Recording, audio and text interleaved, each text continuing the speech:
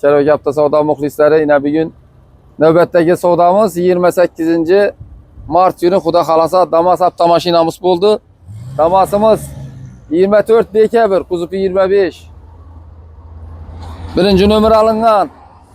13'lik diske balonları qo'yilgan. Metal ham qo'yilgan. Damasimiz 4000 kilometr yurgan.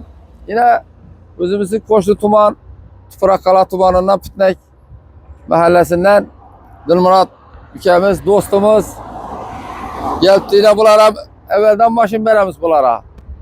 Evet, Şu Damas'ımızı bir adamımız. evet, 96 milyon 800 bin so'ma laf qolayda shitir bo'ldi.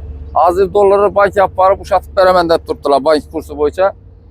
Endi buni qo'limizda zalog sifatida olib turibmiz. Xudo xolasa Dilmurod aka berdik yine. Dilmurod, tebriklaymiz uka. Sağ olun, salomat bo'lin, yaxshi Tebriklaymiz.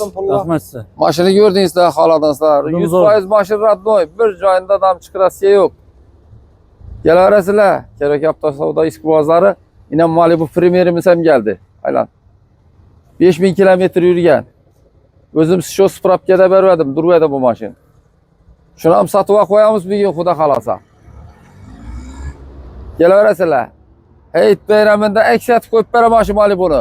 Bolam hayit bayramında Xudo xolasa aksiya bo'lib ketdi. Bayramda mashinamiz barchasi aksiyaga qo'yildi. Kelaverasizlar muxlislar. Esa yana bir bor tabriklaymiz. To'ylara yaxshi yurgan mingaysizlar. Sağ olun. Öpüyorsan. Omadingizni bersin. İlayim. Ayağa yarashqay. Ne küçük kervek için hizmette rahmet eke. Rahmat, elimize yurtumuza şu berib turibmiz yine. Rahmet eke. Sağ olun. To'ylara mingaysizlar esa. Esa yo'llaringiz bo'laversin. Sağ olun.